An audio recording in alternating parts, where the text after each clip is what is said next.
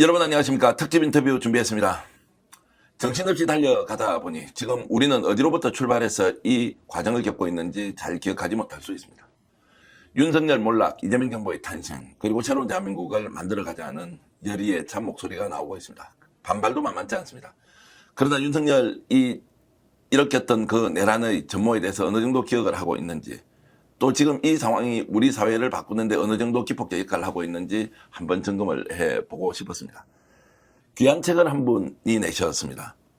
조갑제닷컴의 조갑제 대표께서 윤석열 몰락의 기록, 대통령이 대한민국을 공격했다라는 내용으로 역작을 만들어냈는데요.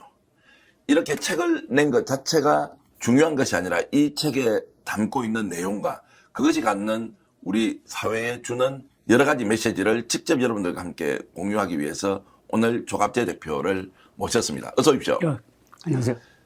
책이 500페이지가 넘더라고요. 540페이지입니다. 아유, 네. 그런데 뭐 내용이 뭐 굉장히 드라마틱하게 전개되는 상황을 감사합니다. 잘 이렇게 정리해 주셔서 굉장히 재밌게 저도 지금 봤는데요. 대단하십니다.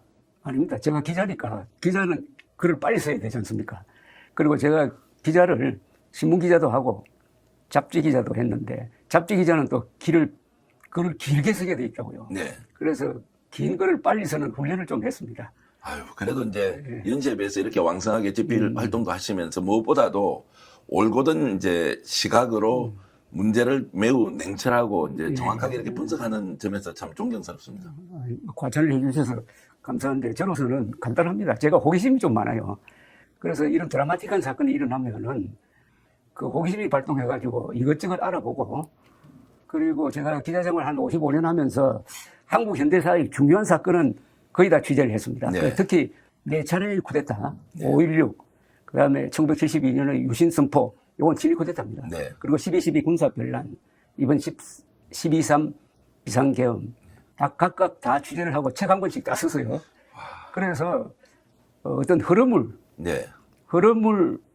읽는 좀 눈이 있습니다. 네. 그러면 정확하게 보게 되거든요. 네. 그래서 이 책의 사실은 시작은 어디냐면은 2022년 3월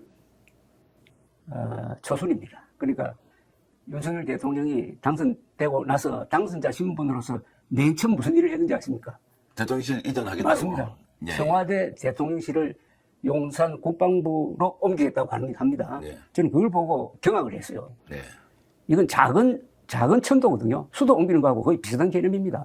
국가 지도부, 그것도 70년 이상 대한민국 중심에 있었던 그 시설을 저렇게 무도하게 옮길 수 있느냐.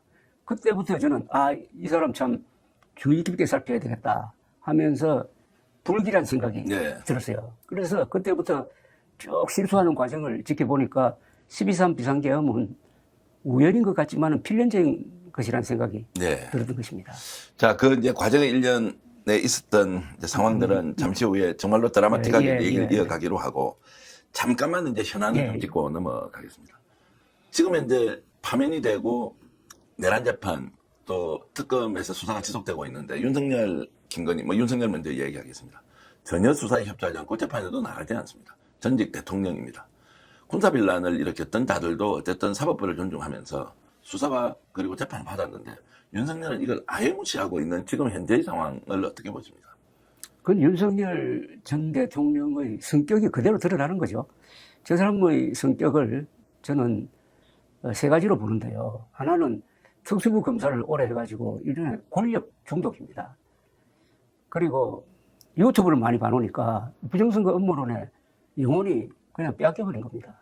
세 번째는 알코올이거든요. 네. 이게 복합적으로 되면은 정상적 사고가 불가능한 상태라고 봅니다. 우리가 정상적 사고라고 할 때는 뭐가 거짓말인지 뭐가 참인지를 구별하는 것하고 적과 동지를 구별하는 것하고 선과 악을 구분하는 건데, 그게 거의 마비 상태입니다. 네. 그래서 저는 이번 특검이 밝혀야 될 게 하나 있어요.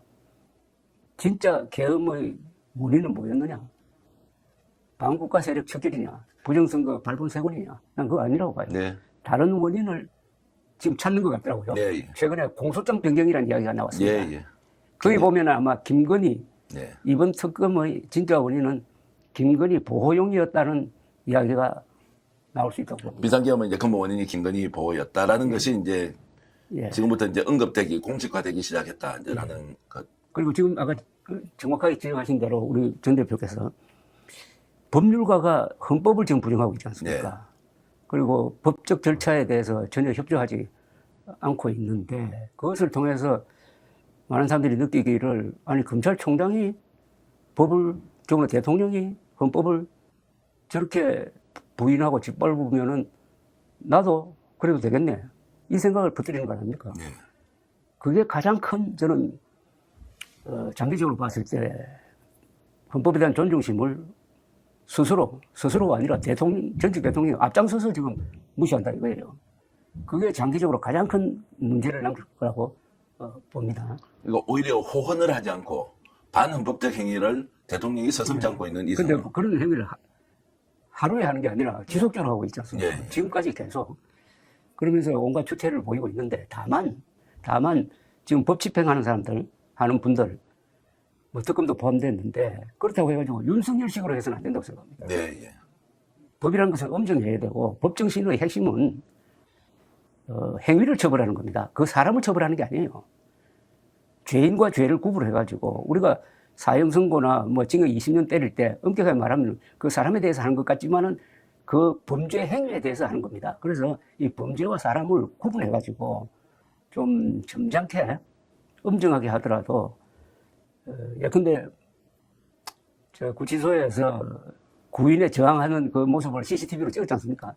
그걸 좀 민주당 의원들이 보고 뭐 어떤 내용이라는 걸 좀 바깥으로 이야기를 하는데 그런 건 안 하는 게 좋다고 생각합니다. 네. 예. 그 우리를 위해서. 네, 예. 윤석열을 위해서라기보다는 우리를 위해서. 예.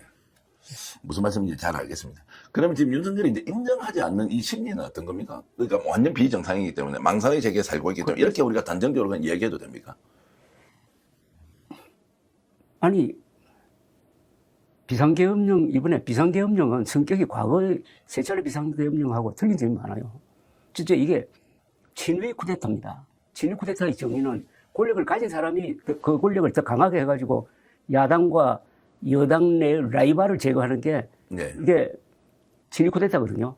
그러니까 친위 쿠데타적인 요소가 이번에 드러난 게 바로 제2인자인 한동훈을 체포자 명단에 올렸잖아요. 네. 그리고 이재명 체포자 명단에 올렸잖아요. 여야 구분 없이 삭스를 하겠다는 거예요. 그래서 친위 쿠데타는 절대 실패하는 법이 없습니다. 근데 실패했잖아요. 왜 실패를 했습니까?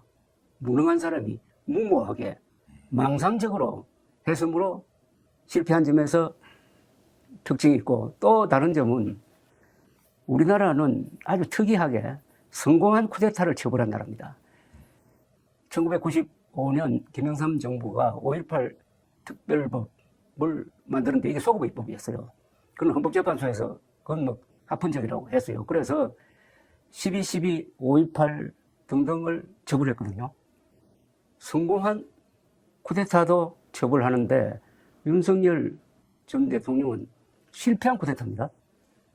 실패한 쿠데타인데 처벌하지 말아달라고 해요. 네. 그 논거가 고유고단이라는 거 아닙니까? 네, 예. 계엄령 선포가 고유고단이라고 하는 그 순간부터 그 사람은 왕입니다, 왕. 예. 아니, 그러니까 반역의 자유를 누리겠다는 거예요. 왜냐? 대통령이니까. 요새 지금 국민의힘에도 어느 최고위원이 그런 이야기를 계속하고 돌아다니던데 많은 사람들이 믿잖아요. 계엄령 선포는 대통령의 고유 권한이다. 그거 아니죠. 왕의 고유 권한은 네. 될 수가 있지만은 그러니까 지금 공화국 시대에 살고 있는데 윤석열의 멘탈리티는 왕이라고 봅니다. 이 왕자 써가지고 나왔잖아요. 예, 예. 이게 장난이 아니라 이겁니다. 문제는 그걸 추종하는 사람들이 똑같은 그 왕조의식, 구시대적인 수구 반동적인 생각을 갖고 있다는 게 이번에 드러난 거죠.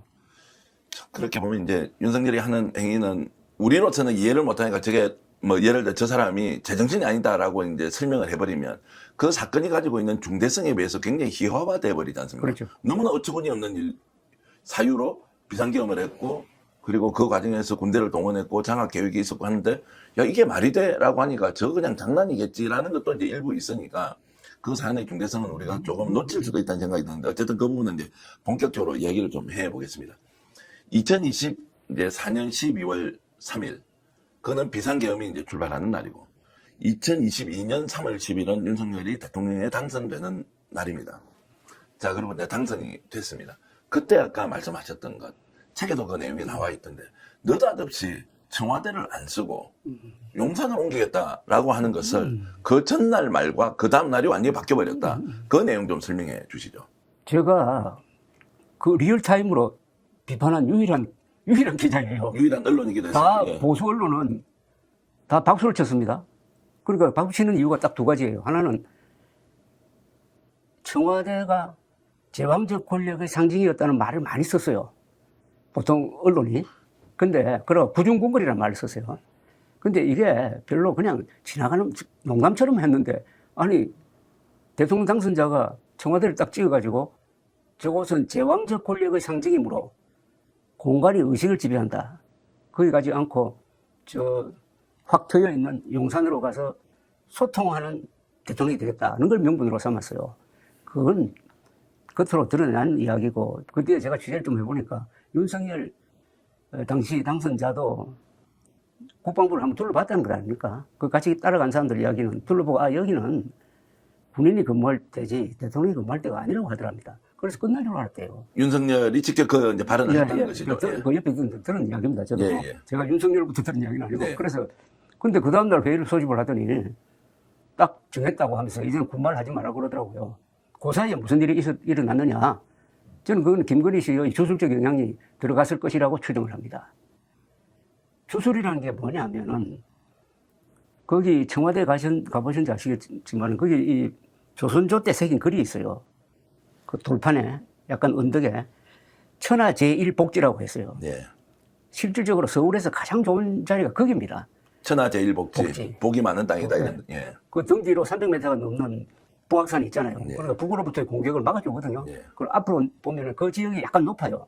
저 남산까지 확 트여 있지 않습니까? 네. 최고 자리입니다. 예. 자, 그런 곳을 제왕적 권력의 상징이다. 요게 바로 주술입니다. 요게 제왕적 권력의 상징이 어떻게 건물이 될 수가 있어요? 건물은 별로 없습니다. 근데 이거는 완전히 우리나라 도참사상 비슷한 거예요. 이건 비과학적인 거잖아요. 네. 그리고 사실과 다르잖아요. 거기 계셨던 이분까지 지면 14명의 대통령인데 다 나름대로 고심을 하고 해가지고 이런 근사한 나라 만든 대한민국 발전의 상징 아닙니까? 네. 그걸 뭉뚱그려가지고 사자가지고 제왕적 권력의 상징이다. 이게 또 먹혀 들었다 이거예요. 지지자들한테는. 그게 다 주술입니다. 그래, 출발은 주술적인 거예요. 과학이 아니에요. 그러니까 그걸 보면서 제가 두 가지를 느꼈는데, 하나는 국군 통수권을 가진 대통령으로서 출퇴근하는 대통령은 세계에 없습니다. 네. 얼마나 위험합니까? 동선이 노출되잖아요. 관저와 집무실. 그 다음, 그 장소에 가면은 불안해진다. 그러니까 그 장소 옮기고 나서 갔다 온 기자 한 사람이 저한테 이런 이야기를 하더라고요. 가보니까 이거는 구청장이 근무하는 데로서는 어울리겠는데 도저히 대통령이 근무할 장소는 아닌 것 같습니다라고 이야기하더라고요. 혹시 근거를 이야기 좀 하던가요? 그 분위기가 이제 그렇다는 그 겁니다. 건물이 초라하다는 거죠. 아, 예, 예. 건물이 초라하고 그 분위기라는 게 있잖아요. 네, 예. 이 청와대에 딱 들어가는 순간부터 사람이 좀 근음해지지 무관 않습니까? 정제를 하게 됩니다. 예, 예. 딱 이렇게 마음을 다잡고, 야, 여기는 역사도 있고 건물도 근사하니까 예, 정신 차리고 해야 되겠다. 네, 예. 그런데 그게 무슨 그런 건물의 권위가 있습니까? 또 역사적 권위가 있습니까? 없잖아요. 자, 가자마자 나는 윤석열 전 대통령이 후회했을 것이라고 봅니다. 네. 그게 어디에서 남느냐? 이름을 안 지었잖아요. 네. 이런 일은 없거든요. 대통령실은 다 이름이 있어야 되는 거 아닙니까? 네, 뭐 예. LG의 궁이라든지 화이트하우스라든지 경무대라든지 청와대라든지 왜 이름 안 지었겠어요? 자기가 낳은 아들한테 이름 안 지어주면은 네. 사생하든지 뭐 정이 안 붙는다는 이야기 아니겠어요? 결국 대통령실로 이제 그냥 부르고 이제 쓰고 있었죠. 예. 그런데 무서운 일이 많이 일어났습니다. 그 언저리에서. 예. 그래서 그거는 국방부로 옮기는 거는 무리다. 국방부 장관, 합참의장, 대통령이 한 몇백 미터 안에 옹기종기 모여 있잖아요. 한 방에 같이 갈 수가 있지 않습니까? 네, 예. 그러니까 국가 지도부와 국군 지도부는 같은 자리에 모여 놓는 게 아니에요. 근데 그런 걸 지적을 했더니 특히 그 11명의 합참의장 국방장관 출신들이 성명서를 냈습니다. 그건 이전에 반대한다고. 그 다음날 1100명의 예비역 장성들이 이전을 찬성하는 성명서를 또 냈다고. 네. 그건 아마 내 짐작으로는 김용현 지금 감옥에 가 있는 그분이 아마 주선해서 그런 성명서를 내도록 했는데 아마 참 다시 읽어보면 그 이름 올린 사람들 좀 생각하는 바가 있을 겁니다만 네. 그런 식으로 무리를 해가지고 옮겼는데 결국 거기서부터 일이 안 풀려요. 뭔가 자꾸 어긋나고 우선 심리적으로 안정이 안 돼요. 본인도 그렇지 않습니까? 지금 윤석열 대통령이 여기까지 오게 된 과정에서 본인의 심리적 불안이 가장 큰 원인이라고 봅니다. 네. 대통령이란, 지금 한국의 대통령은 세계에서 가장 강력합니다. 삼관왕이거든요. 국군 통수권, 대한민국을 대외적으로 대표하는 국가원수, 그 다음에 행정부수장, 막강한 권력을 가지고 있으면은 그 사람이 의젓해야 되는 것 아닙니까? 그리고 자신만만해야 되고. 그게 저 장소에서 나는 흔들렸다고 생각합니다. 네. 처음부터 꼬여버렸다는 거고. 그렇죠. 시작을 잘못했어요. 그럼 그 시작은 이제 옮기는 것은 그 과정의 하나고. 그럼 원인은 이제 김건희가 개입을 했다. 김건희는 그러면 주술적 요소라고. 상당한 영향을 줬다고 봐요. 그 주술이라는 것은 과학은 아니지만 아니죠. 김건희가 일방적으로 야 옮겨 이렇게 하면 내부에서도 이게 안 된다는 의견이 많았고 실제로 인수위 관계자들이 그 22일인가 3월 20일인가 대통령이 발표하기 전날도 현장에 다 둘러보고는 야 이건 안 된다. 일단 더 좀 유보를 해야 한다. 좀 전에 조갑대 대표님께서 말씀하셨던 그 시점도 한번 대통령은 개인 의견으로 안 한다고 했고 그렇죠. 그 뒤에 인수위 관계자들이 같이 갑니다. 핵심적인 분 한 5명 정도가 동행을 해서 가는데 거기서도 이건 안 되겠다. 라고 하는데 이제 마지막에 공식적으로 발표를 합니다.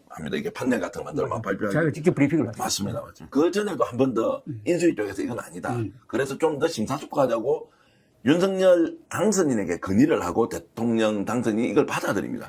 이것도 사실 알려져 있지 않는 내용인데 그런데 한 사흘 뒤에 발표를 해버리는 이제 그 상황. 그럼 제가 한 이야기하고 지금 하시는 말씀이 딱 일치하네. 인수위 쪽에 제가 직접 들었어요. 그러니까 맞습니다. 김건희 씨의 역할이 결정적이었다는 거죠. 예, 처음부터 정해놓고 있었고 예.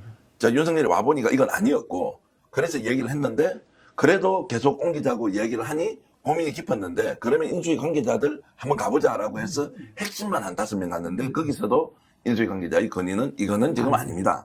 그리고 만약 한다고 하더라도 시간을 두고 검토할 그렇죠. 내용이 너무나 많다. 그렇죠. 그렇죠. 라고 대통령 당선에게 제안을 하고 그렇지요라고 했는데 사흘 뒤에 전격적인 발표를 해버립니다. 그게 이제 한 열흘 정도 있었던 그 숨은 비밀 같은 스토리로 저는 이제 이해가 됩니다. 그러면 김건희는 왜 그 당시에 옮기자 어찌됐든 영부인이 될 사람이지 않습니까? 그렇죠. 한때는 우리가 국모라고 불렀던 사람이기도 할 뻔했는데 왜 이런 것을 사업도 해본 사람이 뭐 여러 가지 정치적 행위를 1년 이상 했지 않습니까? 그런데도 왜 이거를 무리하게 김건희는 옮겨버렸을까라는 것은 좀 미스터리처럼 남습니다. 예, 그 부분은 이제 뭐 이번에 수사를 하든지 네. 그 다른 취재가 필요할 거라고 보는데 그 옮기는 그 관저 옮기는 것도 또 상당히 복잡했습니다. 그죠? 네. 제일 처음에는 육군참모총장 공간으로 가려고 그랬다가 가보니까 너무 낡아서 그다음에 외교부 장관 공간으로 갔잖아요. 거기가 이제 시설은 좋지. 그러는 과정에서 관저 공사를 하는데 요새 수사 대상에 올라있는 회사가 하나 있잖아요. 21g이라는 회사. 네. 저는 그 명칭이 주술적인 것 같아요. 21g이라는 게 그 영화도 있습니다. 21g이 뭐냐면 영혼의 무게입니다. 사람이 죽으면은 누가 몸무게를 쟀더니 21g 줄어든대요. 네, 예. 그 저쪽 서양에서 나오는 이야기죠. 21개만 남는다. 이제 그러니까 영혼이. 영혼의 무게라고 해요. 예. 왜 하필 좀 앞으로 그럼 조사하면 알겠지만 네. 상호가 21g인지 또 그 회사가 그 관저공사의 주무 간사 역할을 했습니다. 예. 그래서 다른 여러 회사를 그걸 모아가지고 했는데 그 모가 회사가 많아가지고 그게 지금 수사 대상에 올라 있습니다. 그래서 그 뒤에 저 용산 집무실 들어가고 나서 한 6월쯤 됐어요. 6월 여당 그 원로 인사들을 초청해가지고 식사를 하는 자리에서 윤석열 대통령이 좀 이상한 이야기를 한 걸로 보도가 된 적이 있습니다. 뭐라고 했냐면은 그때 열린음악회관 그걸 청와대에서 하고 그때 처음으로 아마 대통령이 거기 가본 모양이에요. 네. 청와대 들어가 제대로 본 모양이에요. 그러고 나서 한다는 이야기가 미리 보아서 미리 청와대에 갔으면은 아마 옮기지 않았을 것이다. 미리 내가 청와대에 가고 왔으면 너무 좋아서. 근데 그것은 얼마나 많은 이제 이게 차이가 나는가는 너무 좋아서 예. 청와대가 이렇게 좋은 줄 몰랐다는 거예요. 정말로 지금 그런데 그게 행동으로 나오잖아요. 그 뒤에 계속 청와대 이용하잖아요. 예. 상춘재 예. 그 다음에 그 영빈관 수시로 이용합니다. 예. 그 정도 상황이면 아니 부인이 배우자가 도대체 어떤 관계이길래 그리고 지금 한국 현대사가 고스란히 담겨 있는 전직 대통령 그 공간의 상징이라는 것이 무게도 있고 국민들이 느끼면 청와대 앞에 딱 서면 진짜 근엄해지고 와 좀 이게 진짜 대한민국의 중심 중의 중심이구나라는 생각이 드는데 이걸 옮기는데 제가 가서 불편하다 그러면 부인한테 이거 잘못됐다거나 지금이라도 뭔가 보완을 하자거나 이런 것들을 하지 못하는 그 또 남편으로서의 위치, 대통령으로서의 위치 이것도 도무지 이해할 수가 없습니다. 두 사람은 갑을 관계로 같아요. 김건희 씨가 갑이고 윤석열 전 대통령은 을이었던 것 같아요. 심리적으로. 예. 그 줄술에 빠진 사람들은 그 생각하는 게 사고방식이 안 빠진 사람들하고 좀 다르거든요. 그러니까 주술적 영향력에서는 김건희 씨가 더 센 것 같아요. 근데 그 말씀은 제가 뭐 저처럼 이렇게 막 좀 날 것으로 얘기하는 사람이 뭐 미쳤다는 건데. 근데 대통령이지 않습니까? 그래도 공직에서는 검찰총장, 중앙지검장에 검사에 뭐 부인도 뭐 어쨌든 정상적으로 사업을 했던 사람이고 아무리 부정적인 수단을 많이 썼다고 하더라도 그것은 사회 일반에 대한 우리 상규라는 게 있지 않습니까? 그런 걸로 보면 그게 말이 되느냐 공적 위치에 가서 주술적으로 부인이 시키는 걸로 따라한다. 그런데 본인은 국민으로부터 선택받은 대통령입니다. 이게 이제 이해가 안 되니까. 이 주술이라는 게 이건 정신의 문제라기보다는 영혼의 문제예요. 영혼. 정신과 영혼은 약간 다릅니다. 그죠? 예. 우리가 흔히 이런 이야기를 합니다. 팔다리가 이상하면 수술 받으면 된다. 정신이 이상해도 정신과 의사로부터 치료받으면 된다. 그러나 영혼이 망가지면 구제불능이다. 이런 말을 해요. 네. 소울. 그거는 정신보다 훨씬 더 위에 있는 개념인데 이 부분을 다루는 사람들이 말하자면 뭐 샤머니즘이기도 하고 여러 가지 명칭으로 불리는데 그쪽 세계는 참 이해하기가 어려워요. 네. 그런데 한국은 이 샤머니즘, 주술 이런 쪽의 영향이 의외로 정치나 또는 검사들 뭐 이런 데 미치는 영향이 큰 것 같아요. 네. 그만큼 종교의 힘이 크다는 이야기입니다. 지금도 이 특검 수사하면서 주술적인 거, 종교적인 게 연관돼서 나오잖아요. 구체적으로 정치인, 검사들 잘 찾아가잖아요. 근데 대통령이 거기에 물든 경우는 이번 처음인 것 같아요. 네. 이번이 처음인 것 같아요.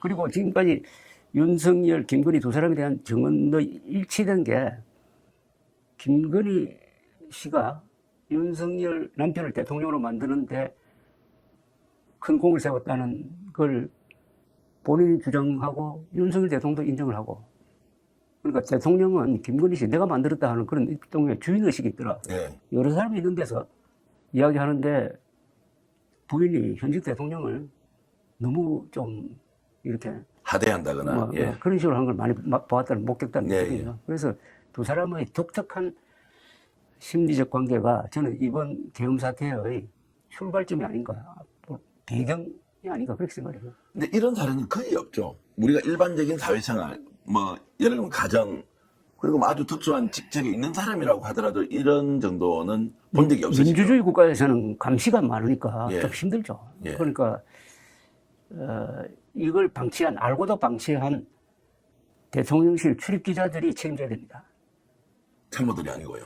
기자들이잖아요. 예. 그 참모들은 발음을 못 하잖아요. 예. 그럼 거기 출입했던 수백 명의 기자들은 지금 우리가 여기서 이야기하는 이런 걸 왜 기사로 안 썼어요? 술버릇 같은 거 이거 써야 되는 거 아닙니까? 예. 일본 언론은 말이죠. 매일 아침에 수상 동정회가 나옵니다. 모든 언론이 다 나와요. 거의 분단위로 나옵니다. 수상이 아침 몇 시에 일어나가지고 맨 처음 누구하고 만났다. 그리고 치과에 갔다.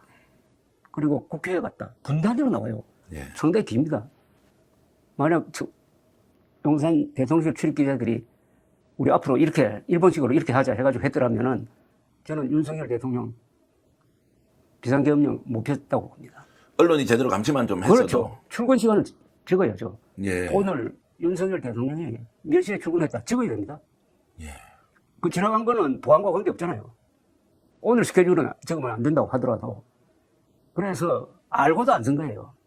이번이 처음이 아니에요. 지난 역대 정권의 대통령실 출입 기자들이 오래 출입하다 보니까 뭐 가족적 분위기에 빠졌는지는 모르지만은 대통령의 직무에 대해서 제대로 취재를 하지 않았던 거예요. 동선을 따라가지 않았던 거예요. 그런 말씀 들으니까 언론 역할이 그만큼 중요한 지금 언론은 뭐 아예 국민들로부터 이제 신뢰를 잃어버렸고. 그리고 이런 예는 하나 있어요. 네. 전 미국에서 낸시 레이건 여사, 레이건 대통령이 취임하자마자 무슨 연설을 하고 호텔 앞에서 나오다가 저격을 당했습니다. 그래서 가슴을 심장 한 1cm 정도 지나면서 죽을 뻔했어요. 네. 수술받고 살아남는데 그때부터 이 부인이 낸시 레이건 여사가 점성술사하고 연락을 해가지고 일정을 좀 관리했다는 정도의 이야기는 있어요. 아, 예, 예. 예, 일정을 관리했다. 그건 그때도 다 알려진 사실이고. 예, 예. 그러니까 아니 남편을 죽을 뻔한 남편을 보호하기 위해서 그 정도는 뭐 이 정도로 이야기는 됐겠지만 뭐 일종의 뭐 기도 같은 거, 뭐 자기가 이제 뭐 이제 성심성의껏 이렇게 이제 뭔가를 이제 바라는 거, 뭐 이런 정도로 이해를 하고. 근데 여기서 이제 좀 특이한 질문이긴 하지만 그러면 그렇게 의존을 했지 않습니까? 배우자에게 또는 아까 말한 영혼 그리고 정신적 지배 이걸 왜 인정을 하지 않습니까? 그러면 이런 상황에서 사실은 나는 우리 배우자가 나에게 절대적인 사람이었고 그걸 통해서 내가 이런 행위를 했다. 그러나 이것은 정당하다. 내 권한이다. 라고 하는 이 부분, 부인과 관련되어 있는 부분은 왜 인정하지 않을까요? 아무리 봐도 부인과 연관이 있는데. 인정을 한 게 아니라 그건 말로서는 인정을 안 했지만은 행동으로서 인정한 거 아닙니까? 예.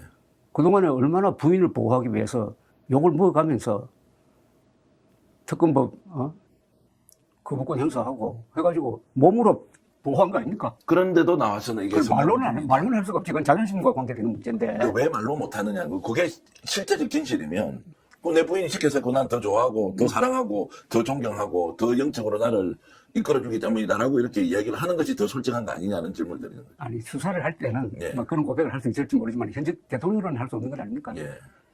그러니까 양귀비를 사랑하다가 당나라를 망친 현종 역할을 하는 건데. 예.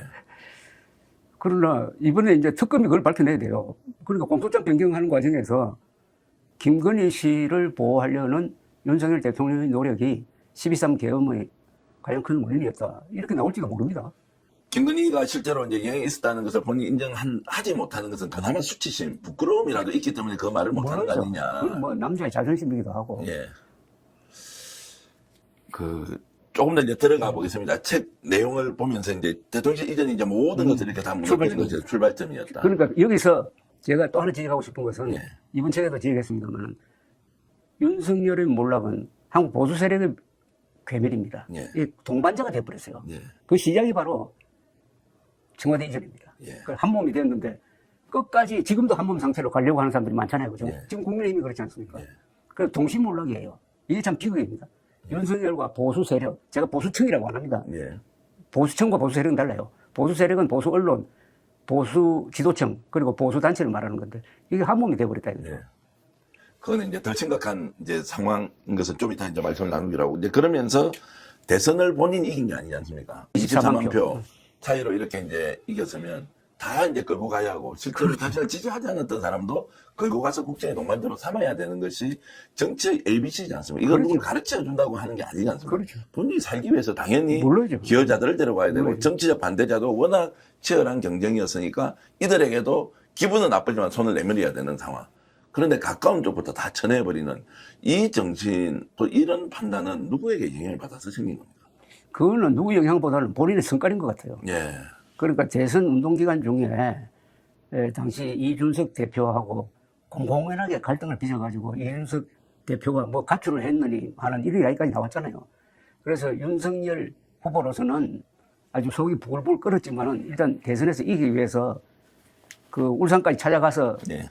그 김기현 원내대표하고 같이 식당에서 회동을 뭐 그런 모습도 보이는데 속으로는 아마 예. 수모로 느꼈을 거예요. 저는 그게 그 2022년 7월에 이준석 대표를 몰아내는 심리적 총기가 됐다고 봅니다. 윤석열 대통령감으로서 통도 그만큼 안 됐던 거네요. 실제 자기는 도움을 받아야 되는 위치고 그 당이 본인이 아니지 않습니까?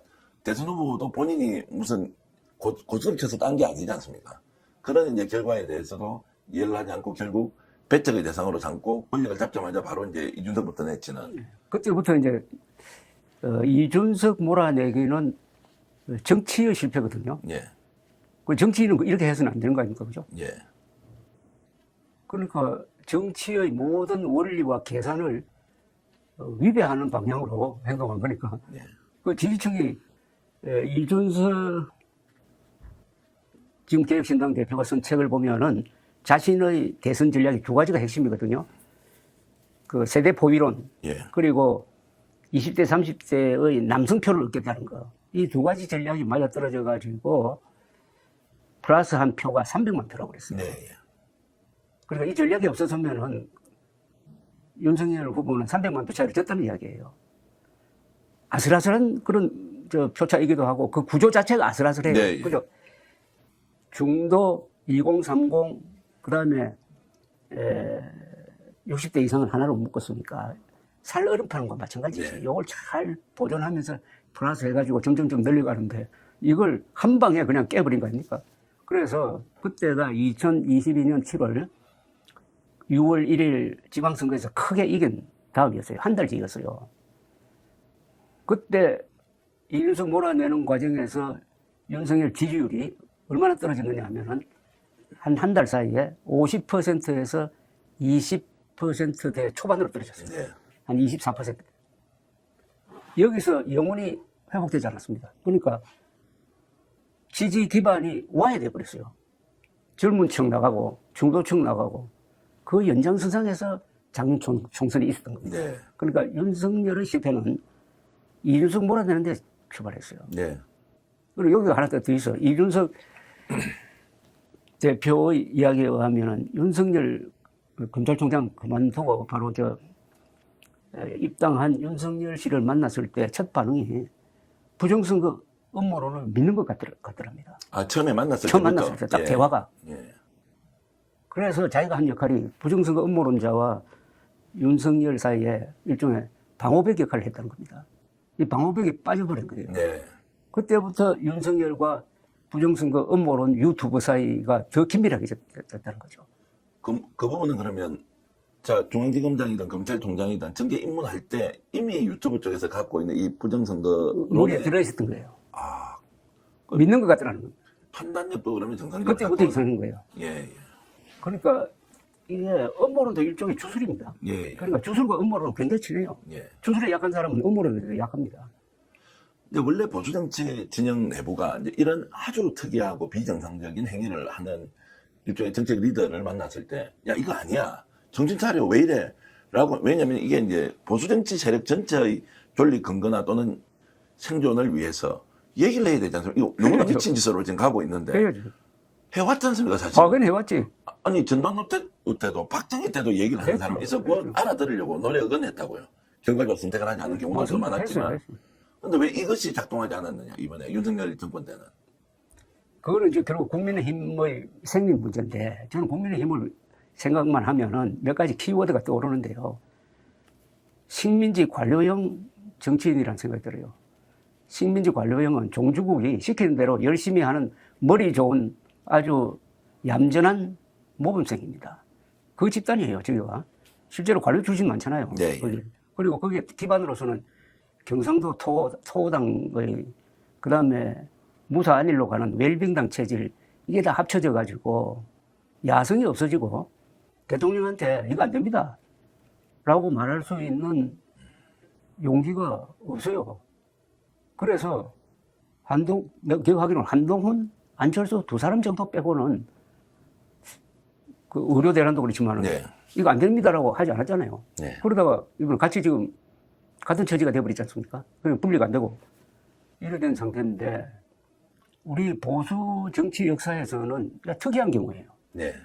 뭐 제일 좋은 예가 1987년으로 돌아가면 그때 이제 민주화 시위가 6월에 크게 일어나고 해서 전두환 정부가 계엄령을 펼 거냐 말 거냐 하고 고심했고 사실 6월 19일에는 계엄령 준비를 다 했습니다. 네.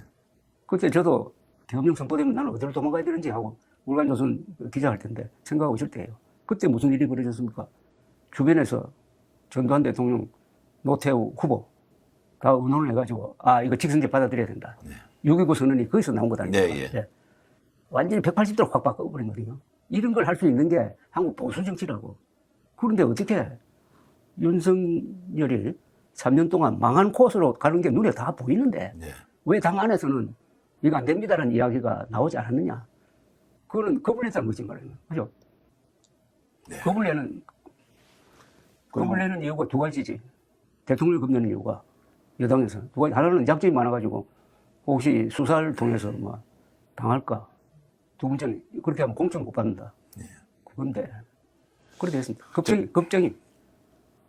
다시 살아날 수는 있을 것 같습니까? 이게 지금 현재 상황으로는 국힘이 원래 보수 정치 세력을 대표하는 정당으로 살아날 가능성이 현재 시점에서 이 당의 자력으로 살아나기는 어려울 거예요. 다만 내부적 요인이 있겠죠. 네. 왜냐하면 정당 해산으로 몰린다든지 네. 하고 그다음에 이 장동혁 대표가 극우 컬트 그룹의 대표로서 극단적으로 치달을 때 그 안에 있는 그 중도 조금 합리적인 사람들이 뭐 반란을 일으킨다든지 아니면은 장동혁 대표가 공언한 대로 조경태 뭐 이런 사람들 출당시키려고 네, 할 때 그 한동훈 세력이 그게 반격을 한다든지 하는 이런 사안이 일어나면은 그 뭐 분당으로 가든지 청당으로 가든지 하는 소용돌이를 거쳐서 이 당이 어떻게 다른 모습으로 나올 수가 있어요. 네.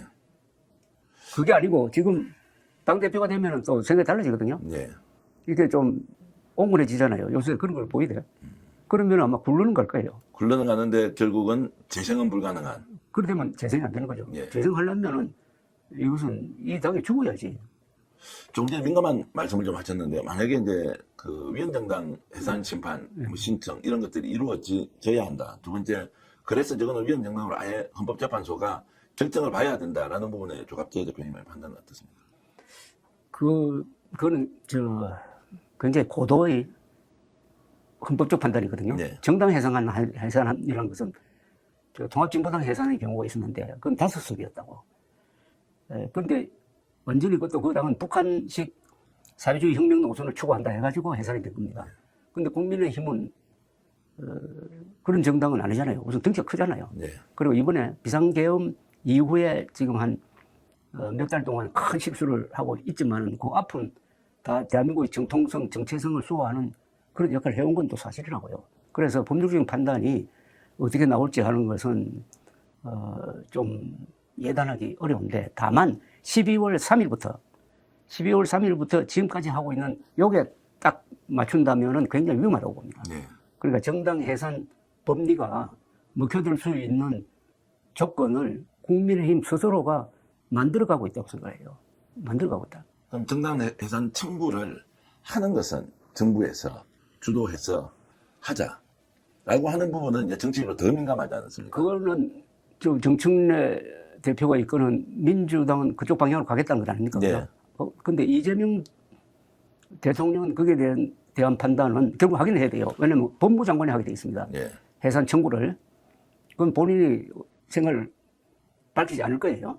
거기에 대해서는. 그러니까 당 주도로 지금 진행될 거고요. 그 캠페인이 또는 드라이브가 거기에 이제 불소식을 하는 역할을 한다고 그럴까. 그게 이제 특검 수사일 겁니다. 네. 특검 수사를 통해서 밝혀지는 윤석열과 김건희의 범죄 혐의가 이거는 이 정도 같으면 정당 해산 원인이 된다. 그 다음에 중요한 게 거기에 대한 국민의힘의 그동안의 행동. 국민의힘은 아직도 윤어게인을 외치고 있지 않습니까? 윤어게인을 외친다는 건 윤석열 계엄과 윤석열이 퍼뜨리고 있는 부정선거 음모론을 비호하는 거예요. 이거는 헌법적으로 이야기하면 지난 4월 4일 이전과 이후가 다른데 지난 4월 4일 국민신임 대관자로 해가지고 윤석열을 파면했잖아요. 파면한 다음에 윤석열을 계속 비호했다고 하면은 이것은 정당 해산 사유의 하나가 될 수도 있을지도 모르겠습니다. 그죠? 예. 여러 가지. 이거는 그러니까 불법 계엄 세력을 비호한다는 거예요. 4월 4일 이전에는 달라요. 왜냐하면 헌법재판소의 판단이 나오기 전이니까. 4월 4일의 헌법재판소의 8대0 전원 합의 파면 결정은 어떤 의미가 있느냐 하면 이것은 헌법재판소의 판단과 동시에 민주공화국 대한민국의 결단입니다. 여기에 대해서는 아무도 반대할 권리가 없어요. 불복할 권리가 없다 이거죠. 국가적 판단이고 이성적이고 합리적이고 근데 이걸 지금 반대하는 세력이 국민의힘의 당권을 잡았잖아요. 네. 그 다음에 이제 앞으로 그 연장선상에서 똑같은 행동을 하느냐 안 하느냐가 이제 또 지켜봐야 될지. 민감한 질문이 하나 더 드리겠습니다. 그러면 지금 정부에서 이것을 이제 정당 예산 청구를 하자는 것이 법무부 장관 선택하기 매우 어려울 것이고, 그렇죠. 그러면 국회에서 이 권한을 갖자. 지금 이제 민주당에서는 이거 국회에서 법을 통해서 국회에도 이거 정당 예산 청구할 수 있는 권한을 갖자고 하는 이 부분은 어떻게 보십니까? 법률 새로 만들어져야죠. 예, 지금 이제 그 법안을 추진하고 통과시키겠다. 그 두 가지에 달려있다고 봅니다. 앞으로 국민의힘 장동혁 대표의 국민의힘이 계속 윤 의견을 부르짖으면서 가면은 예.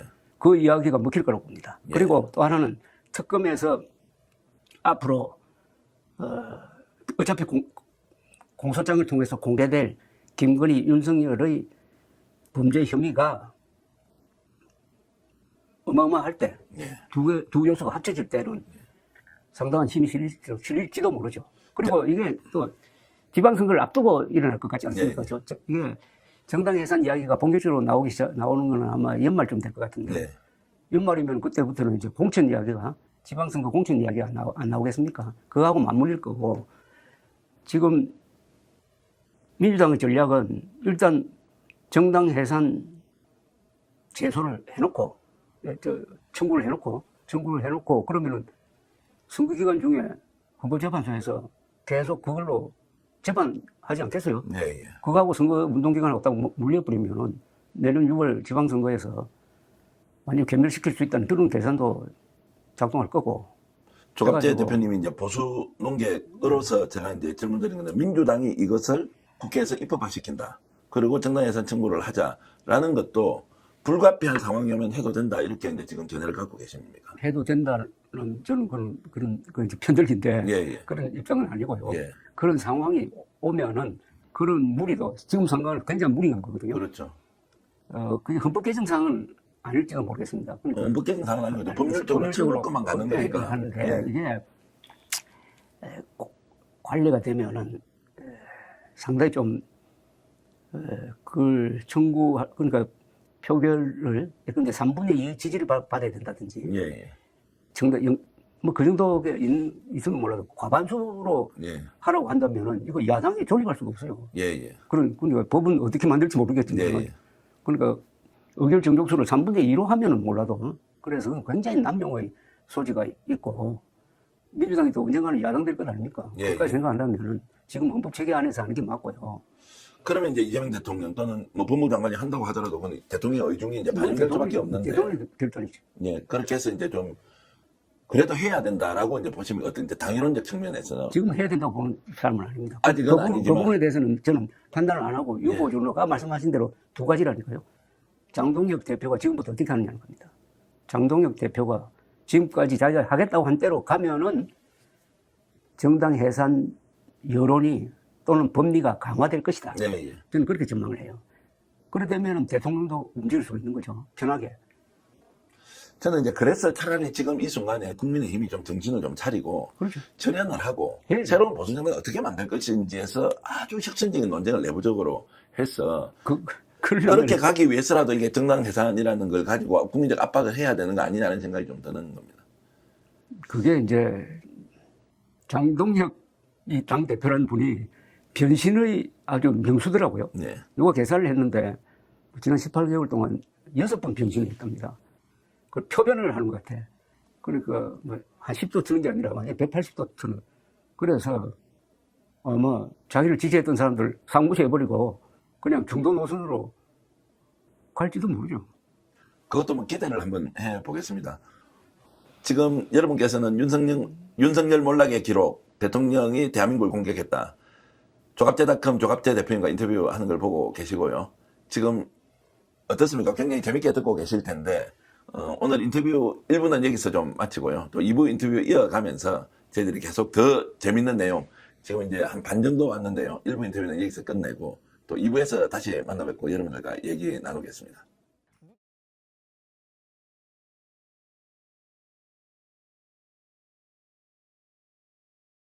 무능한 통치자는 만번목을 배워도 모자랄 역사의 범죄자다. 이렇게 이제 키워드 문장을 뽑았습니다.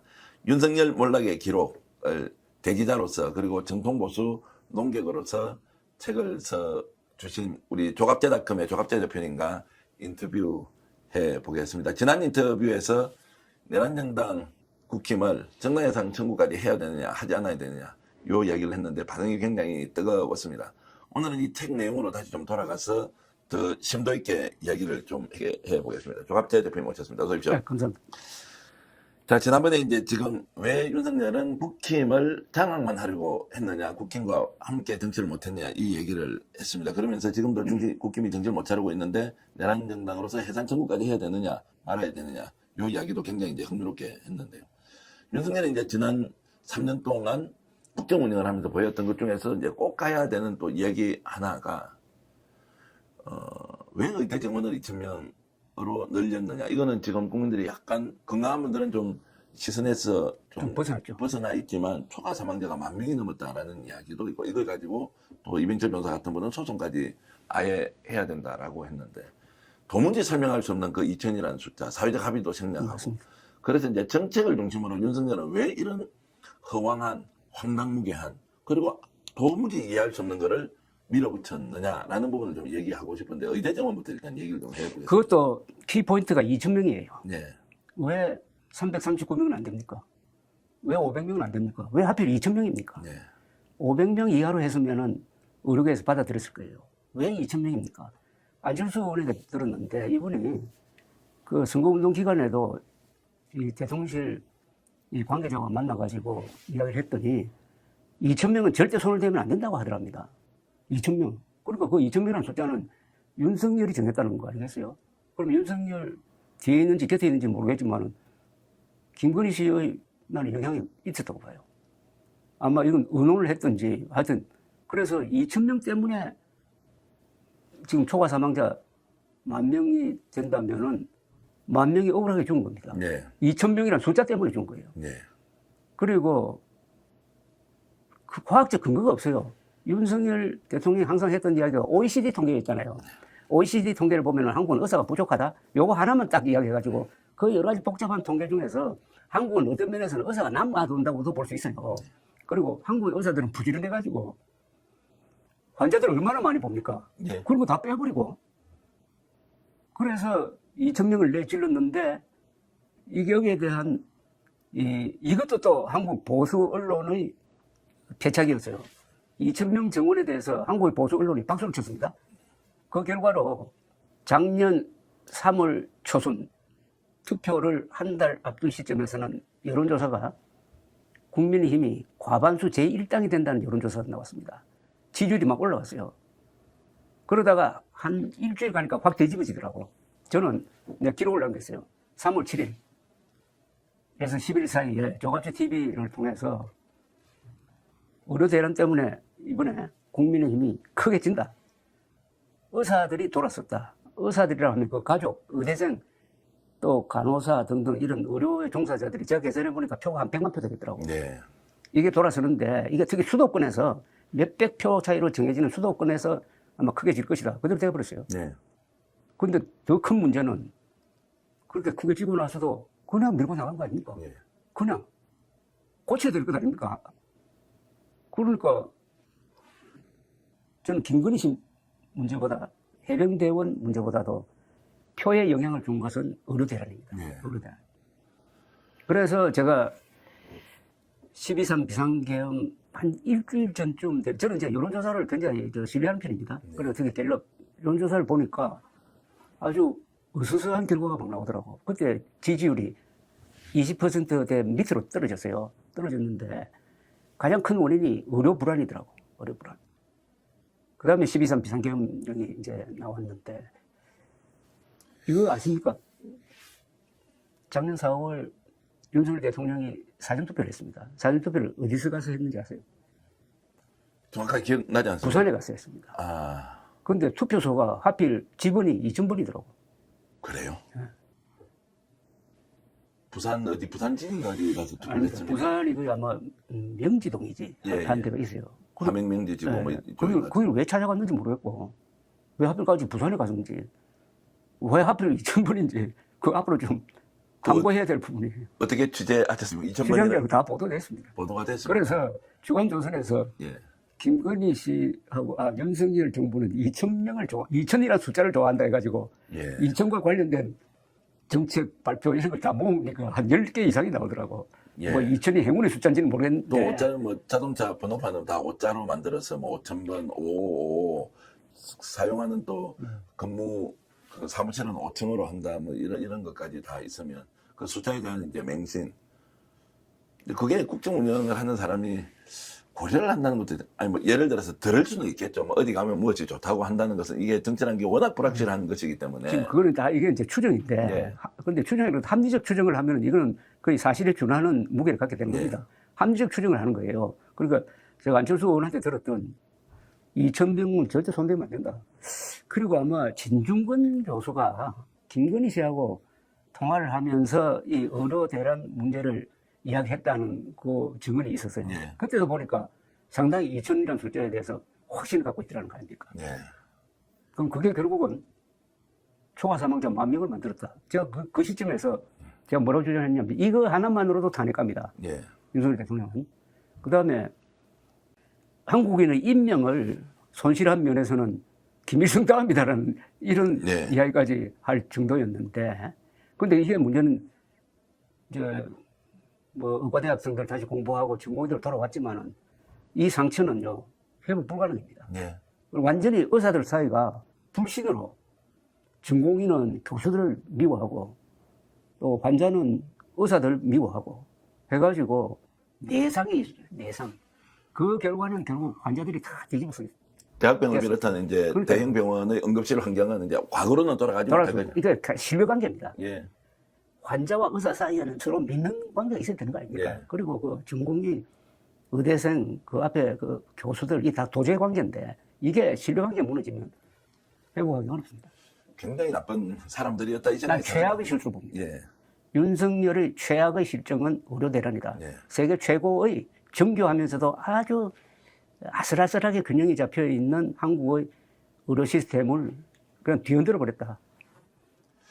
역시 이제 내부의 통제 또는 견제하는 것은 국힘에서는 이제 도저히 할 수 없는 것. 윤석열 결정, 김건희 결정 하게 되면 안 가고는 다 죽을 수 있으니까 공천 그리고 수사에 대한 불안감 때문에 그런데 이제 국힘은 망해버리지 않습니까? 거기에 또 지적하지 않을 수 없는 것은 보수 언론입니다. 네. 국민의힘이 그렇게 저자세로 나오면은 보수 언론이라도 비판을 했어야죠. 안 했잖아요. 보수 언론이 다 박수 부대했다니까요. 그러니까 의료대란 보도입니다. 의료대란 보도를 보면은 동아일보가 거의 유일합니다. 동아일보만이 정상적인 저널리즘의 보도를 했고 나머지 보수 언론은 이것도 박수 부대였어요. 네. 의료대란 잘한다고 얼마나 밀어주고 의사들을 얼마나 욕했습니까? 그 와중에도 특정 언론사 사주는 대통령을 직접 2번이나 찾아가서 어떤 얘기를 했는지 모르겠는데 그 언론사가 수십억 원의 광고비를 받아서 이게 또 그 보도가 되고 이런 게 있었는데 거래는 거래대로 하고 제가 이제 좀 말씀드리고 싶은 것은 그러던 와중에 자 국민의 지지 기반 무너졌습니다. 국힘도 아무런 견제를 할 수 없는 상황까지 되면 이제 말씀하신 대로 몰락을 자초하고 있었는데 그런데 그 지난 과정 동안에 끊임없이 국정농단이 일어났습니다. 이권사회에 개입합니다. 해외 ODA 자금 같은 거 지급할 때도 특정한 종교 집단과 손을 잡고 결탁하고 부정, 부패, 비리에 대해서는 상상 초월일 정도로 많은 행위를 또 하고 있는 이 부분은 어떻게 우리가 설명을 해야 되는 거죠? 그건 뭐 상당 부분은 김건희 특검에서 밝혀내야 될 부분이고 네. 그러니까 대통령 부인이 전면에 나서가지고 인사에 개입하고 인사 말고 정책에 개입한 예는 아마 우리 역사상 없을 거예요. 그거는 김건희 씨가 윤석열 대통령에 미치는 영향이 그만큼 압도적이었고 윤석열 대통령이 김건희 씨를 견제하지 못했다는 거죠. 네. 그래서 이런 일이 벌어졌는데 저는 이거는 김건희 특검이 사실대로 차분하게 어떻게 보면은 끝까지 밝혀내야 되고 그 면회관 어떤 변호사를 통해서 뭐 한동훈이 배신하지 않았으면은 뭐 좋은 길이 열렸을 것인데 뭐 영광 있는 길이 열렸을 그런 이야기를 했다는데 김건희 측에서는 그 이야기 한 적이 없다고 부인을 하니까 또 말하기가 힘들지만은 그 뒤에 한동훈 씨가 딱 한마디 글을 올린 거 보면은 그러면 매관 매직과 불법 계엄도 비호해야 했다는 말입니까? 라고 했더라고요. 예, 예. 그난 매관 매직이란 말이 딱 기억됐어요. 다른 의미가 이제 있다는 거죠. 그렇죠. 매관 매직은 자리를 파고하는 거니까. 예, 예. 그 다른 사람도 아니고 윤석열, 김건희를 누구보다도 잘 아는 한동훈 전 대표 입에서 매관 매직이라는 말이 나왔거든요. 공천 개입도 있을 수 있고 정부 그건 주요 매관 인사의 매직은 욕을 예. 공천 개입이고 뭐 국가기관에 어떤 자리를 준다든지 하는 거. 예. 뭐 거기에 대한 증언은 뭐 많이 나오고 있지 않습니까? 예. 그걸 김건희 씨가 이야기를 하는가. 지금 윤석열 김건희 앞으로 어떻게 할 것 같습니까? 수사 재판도 뭐 제대로 받지 않고 기소는 돼서 이제 어쨌든 형량이 뭐 사법부에서 결정이 이제 되겠지만 여전히 이제 지금 현재 스탠스 인정하지 않는 걸로 계속 간다고는 보십니까? 그럴 수밖에 없잖아요. 예. 돌아갈 수 없는 다리를 걷는 거는 이 거짓말을 한번 하기 시작하면은 들을 수가 없거든요. 거짓말은 또 다른 거짓말을 필요로 합니다. 그래서 거짓말을 하려면 머리가 좋아야 된다고 해요. 과거에 거짓말한 걸 다 기억했다가 거기에 맞춰가지고 또 거짓말을 해야 되니까. 근데 그런 머리 좋은 사람 별로 없거든요. 그럼 계속 들통이 나오고 하는데 이걸 인정하는 순간 김건희 씨도 그렇고 특히 윤석열 대통령은 자신의 모든 인격이 다 무너지고 지지자를 배신하게 되는 것 아닙니까? 예. 그러니까 지금식으로 가는 수밖에 없죠. 자, 그러면 이제 결국 보수정당 국힘이 이제 어떻게 가냐. 대한민국 보수정치 세력은 어떻게 갈 그렇게 것이냐. 됩니다. 뭐 당이론적으로 나체련도 해야 되고, 뭐 그렇게 새로운 길을 찾아야 된다고는 우리가 교과서적으로 얘기할 수 있지만, 실질적으로 지금 현재 국힘의 사정을 보면 어떻게 갈 것 같습니까? 정리 이번에 최고위원으로 뽑힌 김모라는 분이 예. 아마 최고위원 회의에서 했다는 이야기 있잖아요. 김건희, 윤석열 석방해야 된다고 했잖아요. 예. 그럼 그걸 어떻게 처리하느냐? 옛날 같으면 제명해야 됩니다. 윤리위 제소에서 바로 이제 제명해야 되죠. 예. 왜냐하면 왜 제명해야 되느냐? 장동혁 대표 이야기대로 당론을 위반한 겁니다. 당론도 계엄은 반대입니다. 국민의힘 당론도 계엄은 반대예요. 근데 그 계엄을 찬성하고 대통령의 고소 권한이었다고 이야기하는 거예요. 그런 막말을 해도 그냥 넘어간다면 국민의힘은 다른 어떤 사람을 응징할 수 있겠습니까? 아니, 이래놓고 조경태 출당시킬 수가 있겠습니까? 그리고 그거 하나 보면 알아요. 제명하지 못하면은 플러스 정당 예산 사용 플러스 하나가 또 추가되는 거지. 예.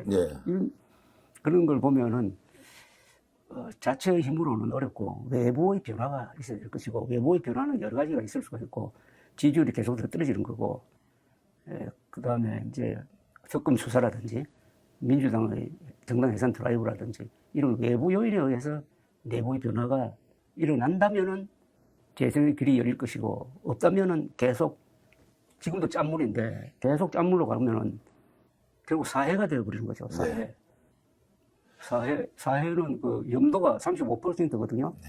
보통 바다는 3.5%입니다. 10배입니다. 그러니까 생물이 살 수가 없잖아요. 그럼 정상적인 정치인은 살 수 없는 지금 사해를 만들고 있는 게 장동혁 대표 체제. 그리고 그게 모든 게 부정선거 음모론입니다. 지금 장동혁을 뒷받침하고 있는 그 세력이 부정선거 음모론을 믿는 사람들이 핵심 아닙니까?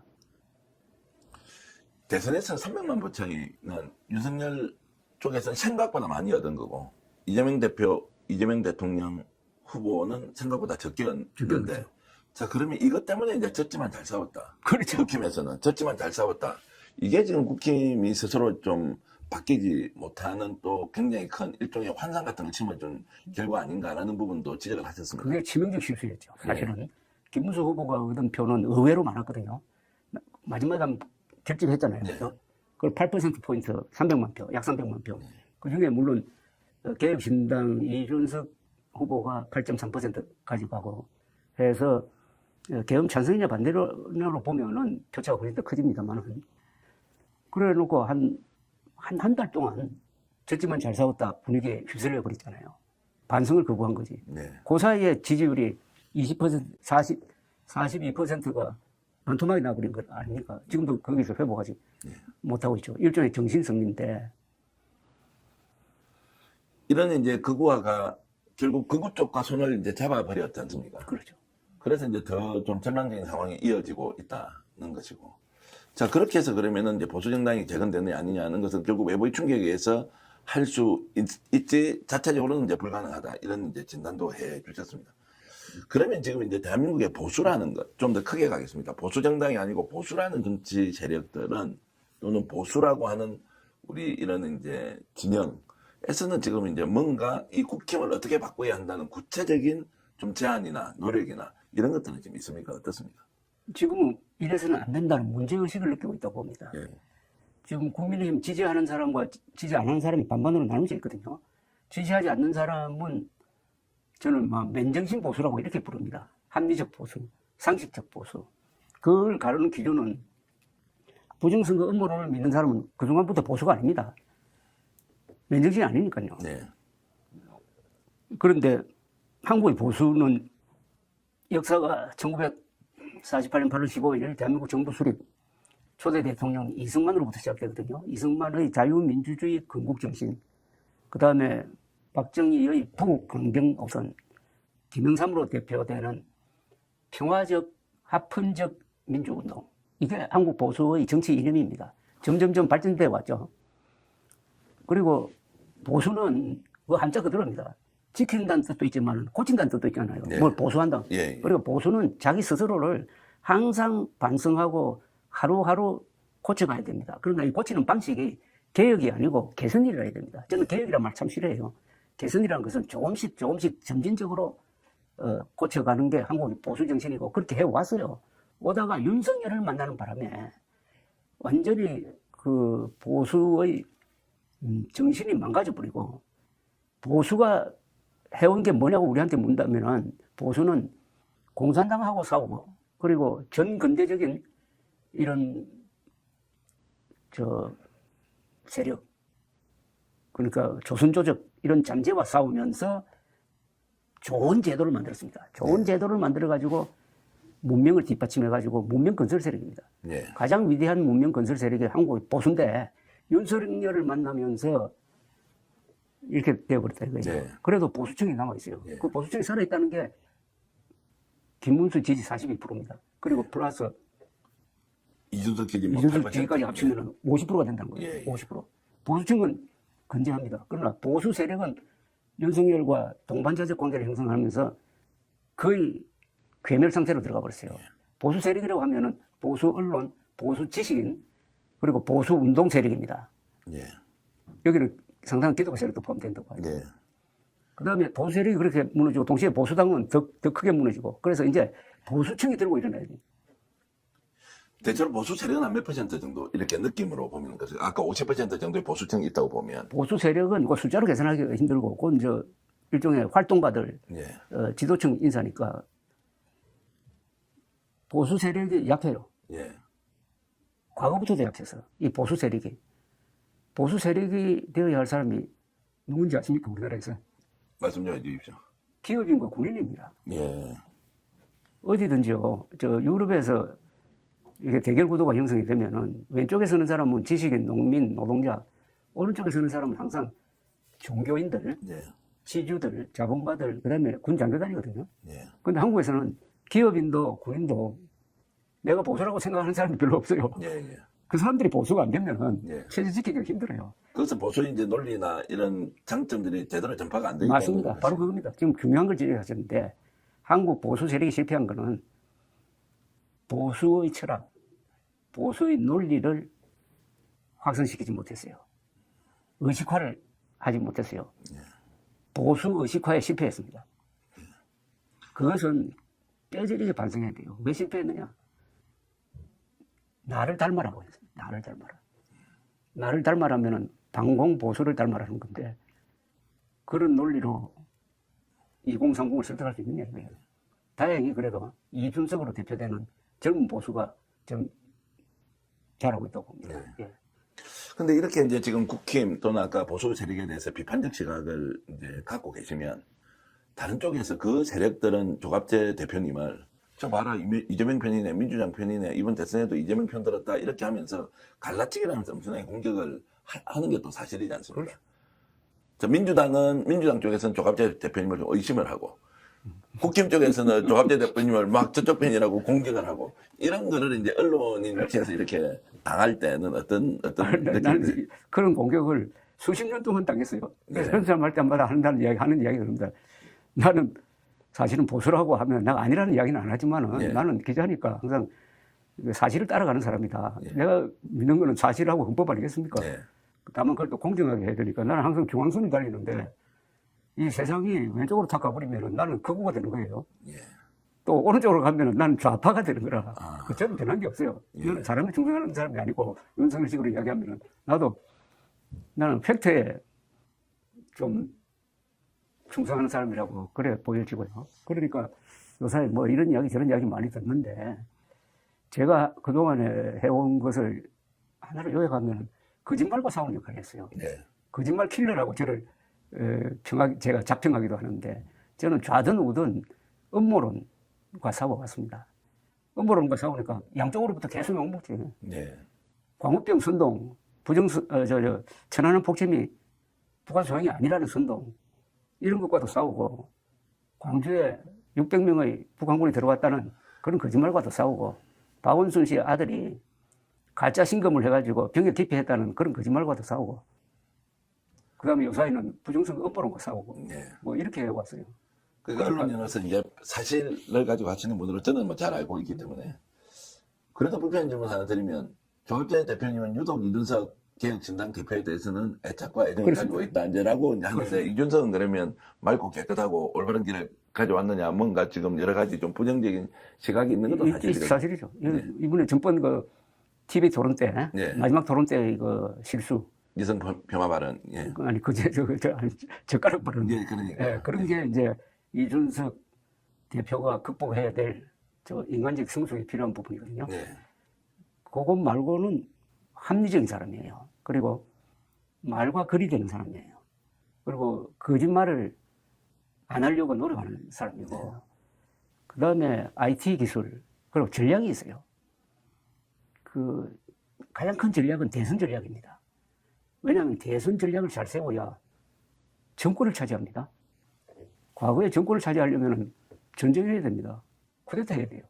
그다음 머리를 써가지고 정권을 차지해가지고 결국 윤석열을 도와준 셈인데 어쨌든 그게 있어요. 그래서 저는 어떻게 보면은 이준석이라는 새로운 유형의 정치인이 더 많아져야 되고 네. 그게 개혁신당이 그런 보수의 구명적 역할을 할 거라고 지금도 믿고 있고요. 네. 그게 실증된 게 이번에 8.3% 득표입니다. 네. 네. 그건 보통 표가 아니에요. 네. 그런 부분은 또 저희들도 저는 뭐 그런 부분에 의견 존중드리고요. 시청자 여러분들도 또 이런저런 이제 관점에 따라서 볼 수 있다는 것 이해하시면 좋겠고요. 이재명 대통령과 나눈 대화도 이제 저 윤석열 몰락의 기록에 사실 이제 새로운 정부 이재명 정권이 이제 탄생을 하지 않습니까? 거기에 대해서 이제 두 번 만나서 식사하셨던 것 대통령이 되기 전에 당선되고 만나고 또 몇 달 지나고 만나고 이렇게 4월 말에 만나고 7월 초에 만나고. 예. 저 4월 이제 대선 전에 한번 만나셨고 후보 시절 대통령 당선하고도 또 이제 한 만나고 5시간. 전직 대통령 또는 해외에 있는 이제 정치 지도자하고 이렇게 비교를 하면서 내용을 좀 설명을 해 주셨더라고요. 승호할 수밖에 없는 대통령으로 가는 것이냐 아니면 여전히 이제 불안 요소가 많다 이런 부분에 대해서 좀 우선 총평을 좀 하시면 어떻습니까? 3개월 지났습니다. 제가 만나고 나서 바로 쓴 게 참 밝은 사람이다. 그리고 항상 웃는다. 그 농담 진담 섞어서 장명을 잘한 것 같다. 특히 그 이슬제자의 밝을 명자거든요. 네. 이 밝을 명자가 굉장히 중요한 한자입니다. 그 나릴일이잖아요. 날일 달월이죠. 달월이죠. 그래서 소설가 이병주 선생이 사나라는 소설을 신동아 연재하면서 그 발문으로 태양에 바래면은 역사가 되고 월광에 물들면 신화가 된다. 이렇게 했었어요. 그래서 밝아도 이 성격이 달라요.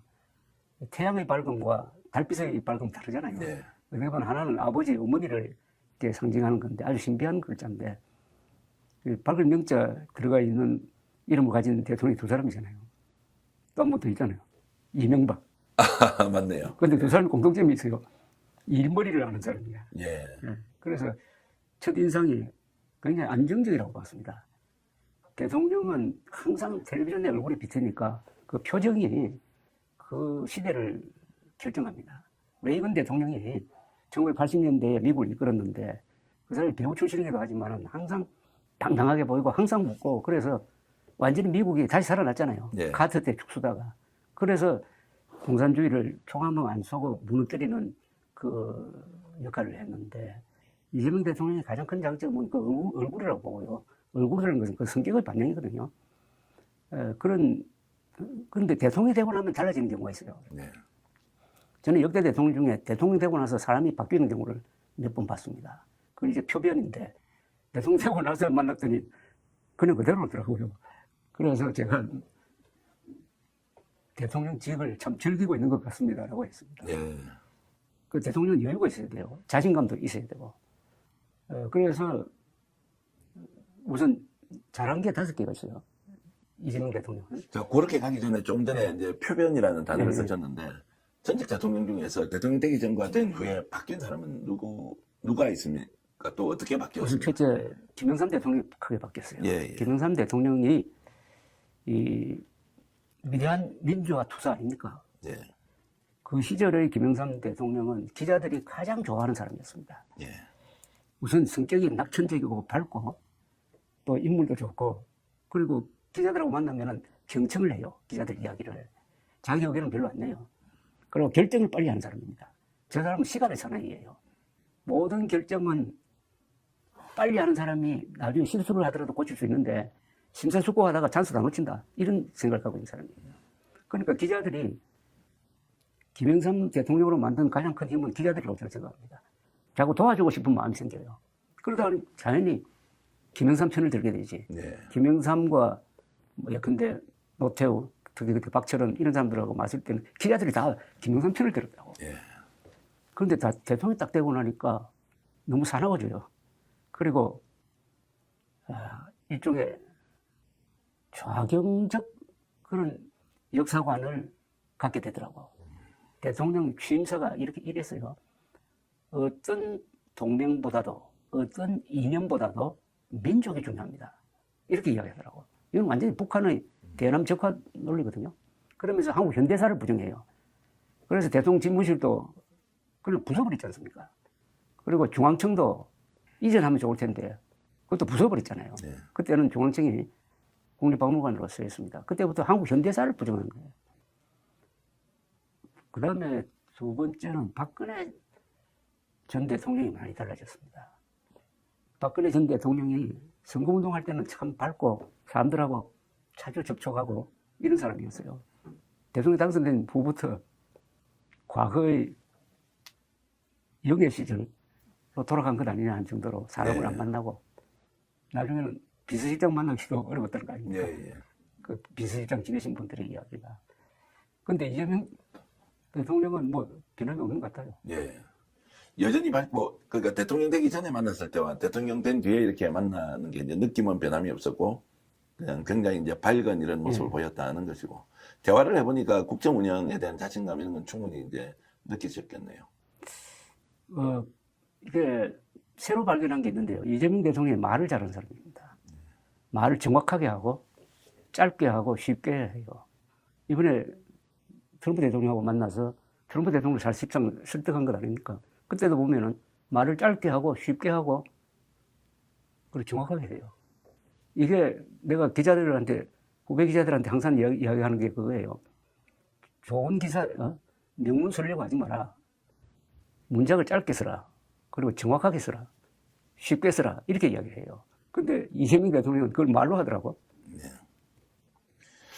근데 대표님 그게 얼마나 어렵습니까?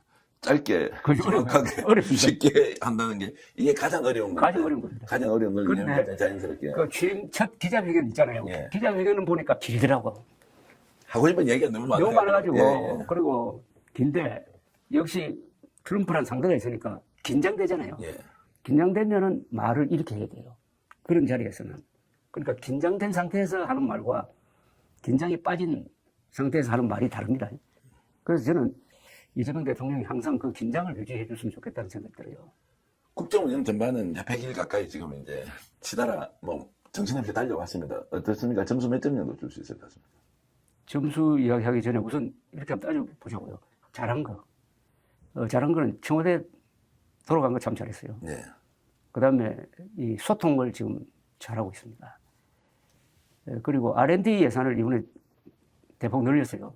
그건 대통령만 할 수 있는 아주 잘한 거라고 생각합니다. 그리고 의료 대란 1단 수습을 했다고 봅니다. 그 다음에 한미일 관계를 현재로는 안정적으로 유지하고 있습니다. 여기 5개입니다. 그런데 좀 앞으로 문제가 되겠다는 것도 적지 않죠. 어떤 겁니까? 이번에 저는 반기업적 정서의 조치라고 보는데, 노란봉투법, 상법 개정, 그것보다 더 큰 거는 지금 이른바 검찰개혁 아닙니까? 예. 검찰개혁 법안을 두고 너무 첨예하게 대통령 생각과 민주당 생각이 다르다고. 첨예하게. 그것도 공개적으로. 이게 어떤 방향으로 합의가 될지. 합의가 되고 그 법안이 통과된 다음에 과연 이게 성공할 건지. 만약 실패하면은 이거는 제2의 의료 대란과 같은 네. 늪에 빠질지도 모르겠다는 생각이 하나 들어요. 그 다음에 8.15를, 이번 8.15가 광복 80주년이었는데, 광복 80주년일 뿐만 아니라 대한민국 정부 수립 77주년이었습니다. 네. 정부 수립이라는 게 국민국가가 출발하는 건데, 그걸 광복에만 맞춰가지고 하다가 보니까 이 한국 현대사를 정확하게 알리지 않고 반쪽 기념식이 되어버린 면이 있고, 그 다음에 여기다가 조국, 윤미향 사면, 이게 겹쳐가지고 오히려 국민 통합이 아니고 과거의 좌우 대결 구도로 돌아가는 것 아닌가 하는 네. 그런 생각을 하게 했거든요. 그 정도입니다.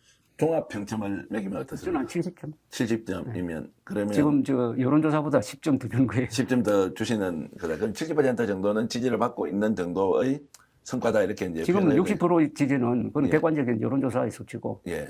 저는 기대를 보태가지고 한 10점 더. 10% 포인트 정도는 70점이라고. 주관적으로 좀 이렇게 이제 주시는 70점이라고 보는데, 예. 이제 이른바 검찰 개혁을 넘기면은 그게 예. 얼마나 바뀔지 약간 불안해요. 논쟁적인 이제 주제는 다음에 한 번 더 이제 하기로 하고. 그래서 이번에 이제 이 책을 쓰시면서 개인적으로는 이제 작가로서 또는 이제 유튜브 채널 대표로서 또는 이제 50년 기자로서 윤석열 몰락의 기록을 통해서 우리 국민들에게 조갑재 대표님께서 꼭 알려드리고 싶은 이런 메시지 같은 건 어떤 것이 있습니까? 지금까지 말씀드리는 것도 사실 이재명 대통령한테 한 이야기예요. 후보 시절에도 했고 대통령 되고 나서도 했습니다. 전 지금부터 제가 말씀드리려는 게 제일 중요한 거라고 생각합니다. 이거는 북한 문제보다도 더 중요해요. 그건 뭐냐? 한국어를 정상화시켜야 됩니다. 한국어가 지금 반신불수가 되어버렸습니다. 그런데 이 언어가 얼마나 중요하냐 하는 것은 하이데크라는 그 독일 철학자가 존재의 집이라고 그랬어요. 언어는 존재의 집이다. 인간이라는 존재는 말이라는 집 속에서만 살 수 있다. 는 말은 이 말이 질서가 없어져 버리면은 사람들 정신도 그렇게 된다는 거죠. 예. 그런 점에서 우리가 지금 쓰고 있는 한국어가 정상적인 한국어냐 하는 것을 물어봐야 되는데 이게 이상하게 되어버렸습니다. 왜냐? 한자를 안 배우니까. 한자를 모르는 사람들이 절대 다수가 되어버리니까 한국어가 70%는 한자로 표기해야 정확하게 의미가 전달되는데 이게 소리 또는 암호가 되어버렸습니다. 한 예를 들면 가수분해라고 했을 때 이걸 한자로 쓰면은 어떤 물질에 물을 부었을 때 일어나는 반응 이런 걸 설명하는 거거든요. 한자로 쓰면은 뭐 설명이 필요 없습니다. 그냥 느끼는 건데 한자를 모르는 사람한테 가수분해를 설명하려면은 이렇게 길어진다고. 네. 다음에 만났을 때 또 설명을 해야 돼. 뭐 이게 제일 제포적인 건데 그래서 70%의 언어는 언어가 아니고 소리 아니면 암호입니다. 이런 언어 생활을 지금 30년 동안 하다가 보니까 국민 교양이 무너지고 있습니다. 정상적인 한국어, 정확한 한국어를 써야 되는데 그게 막말로 가고 부정확한 말로 가고 그러니까 부정성 음모론 같은 게 먹히고 이렇게 되어버렸어요. 그래서 이 교양의 붕괴가 지금 전면적으로 일어나고 있습니다. 그리고 한자를 쓰지 않으면 어휘력이 부족해집니다. 어휘력이 부족하면은 사고력도 부족해집니다. 사람은 자기가 알고 있는 단어 정도의 생각만 하게 되어요. 그래서 치매라는 게 어휘력이 망가지는 과정을 우리가 치매화라고 그래요. 집단 치매화가 일어나고 있습니다. 그래서 교양 없는 나라가 되고 있습니다. 그걸 잘 보여준 게 지난 대통령 선거 TV 토론이었어요. 그 TV 토론에서 오간 말이 수준이 낮아요. 그래서 저는 한자 교육을 다시 살려가지고 한자, 한글을 같이 써야 됩니다. 그러면 어떤 축복이 오느냐. 한글은 세계에서 가장 잘 만든 표음 문자입니다. 그리고 한자는 수천여 년에 걸쳐서 차곡차곡 만들어 온 세계 최고의 표의 문자입니다.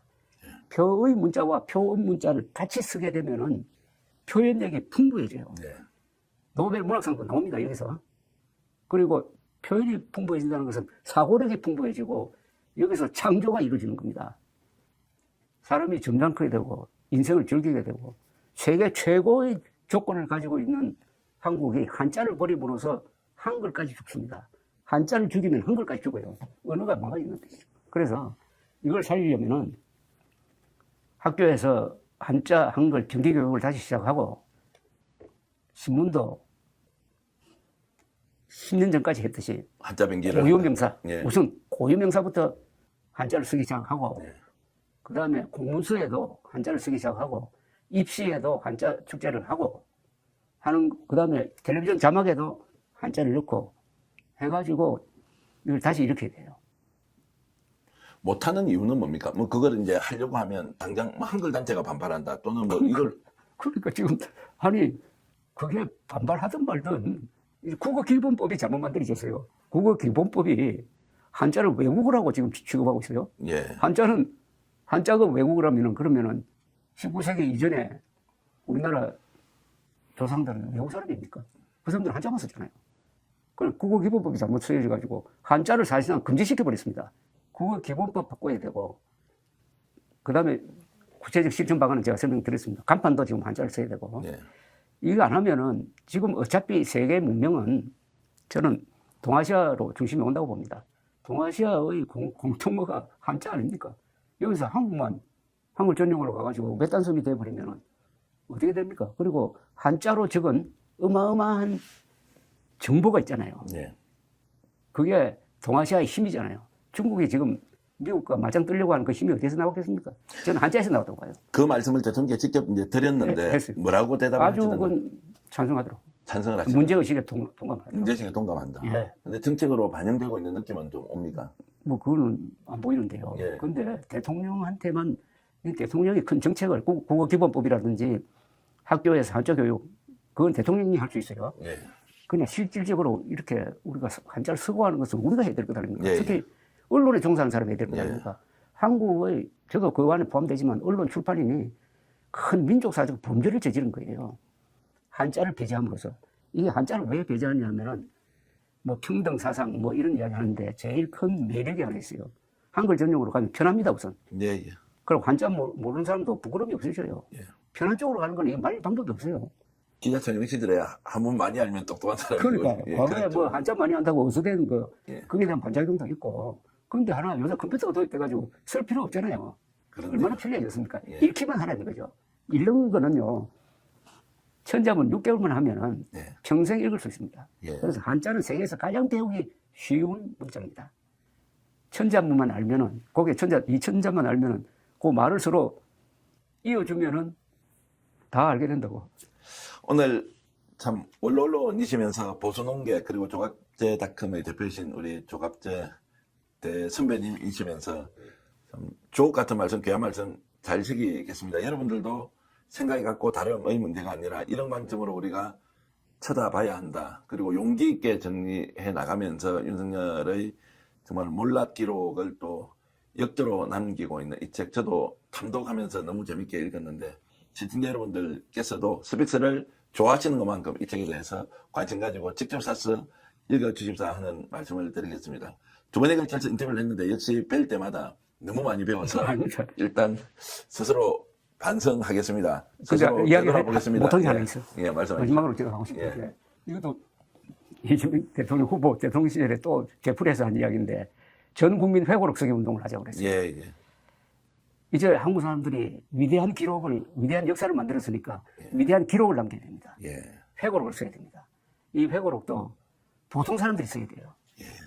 그리고 회고록을 쓰지 않으면 이 세상을 살고 간 흔적이 남지 않습니다. 예. 회고록을 쓰고 돌아가셔야 돼요. 이 회고록은 모이면은 엄청난 자료가 됩니다. 예. 만 100만 명이 회고록을 쓴다면요.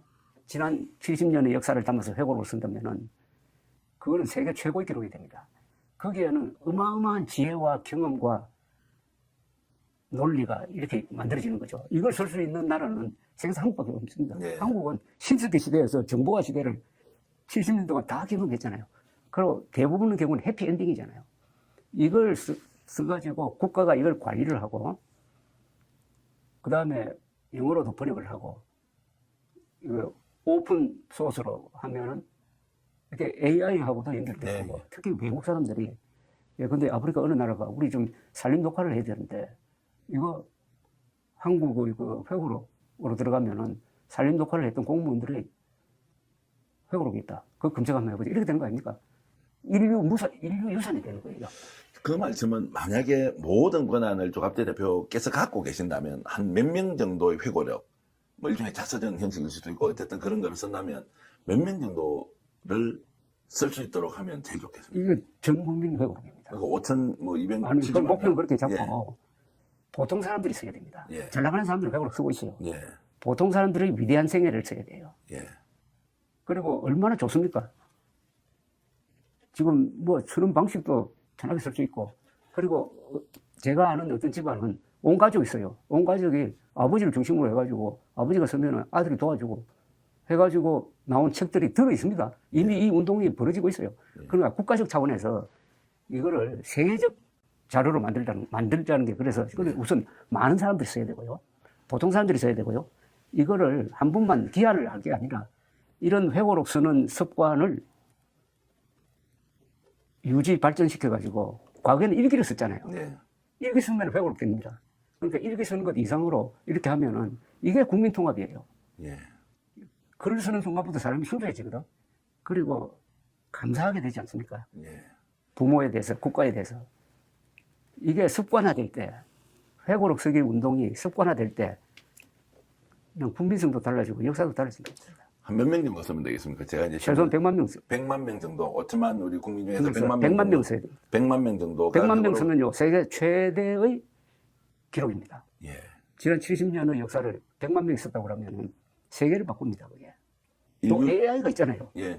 AI 소스와 연결시켜버리면 인류의 지혜가 다 모여있는 그래서 자산이. 인류의 가장 위대한 기록이죠. 예. 100만 명. The greatest story ever told. 그런 생각을 어떻게 이렇게 창의적으로 이렇게 아니, 하시죠? 장애적으로 저절로. 이렇게 올라온. 저도 1945년생이니까 예. 해방동이니까 우선 제가 해야 될 일이기도 하고. 이 방송 보시는 분들 중에서 예. 이제 그 장년층, 노년층 분들도 많이 계시거든요. 그렇죠. 근데 건강 관리는 어떻게 하십니까? 지금 45년 가도 저는 건강관리라는 개념 안 합니다. 항상 바르고 맑게 이렇게. 항상 돌아다니고 예. 재밌게 살죠. 예. 하여튼 오늘 인터뷰하면서 많이 배워서 자주 모시고 또 조갑재 대표님 말씀을 듣겠습니다. 윤석열 몰락의 기록을 통해서 오늘 저도 회고록을 써야 되는지 말아야 되는지 진심으로 고민을 해보고 이걸 혹시 운동으로 바꿔가서 하시는 분이 있으면 연락을 좀 주시면 저희들이 도울 수 있는 거는 인터뷰를 통해서는 회고록 운동을 하시는 분이 있다면 꼭 소개도 좀 해주시고 저에게 직접 전화 주시면 되는데요. 그럼 회고를 쓰신 분이 회고를 가지고 와가지고 여기서 인터뷰를 하면 그리고 운동을 좀 하자라고 하는 것은 뭐 10명이 보든 100명이 보든 그런 내용들을 기록으로 또 남기는 것도 굉장히 중요하니까 제가 업무용 전화기를 쓰고 있는데 010-8596-0073이라는 번호가 있는데요. 얼마나 감당할 수 있을지 모르지만 그런 운동을 주도적으로 하시는 분이 있으면 저희들은 방송을 통해서 이걸 국민들에게 널리 알려드리는 일은 할 수 있다라는 말씀드리면서 010-8596-0073 제 업무용 전화번호를 공개를 해드립니다. 오늘 조갑재 대표님과 이렇게 귀한 말씀 나눠서 영광이었고요. 시청자 여러분들은 저 좋은 책 저와 함께 같이 읽으면서 정말 다시 한 번 더 우리 인생 또 우리 사회 나 자신을 되돌아보는 기회를 삼았으면 좋겠습니다.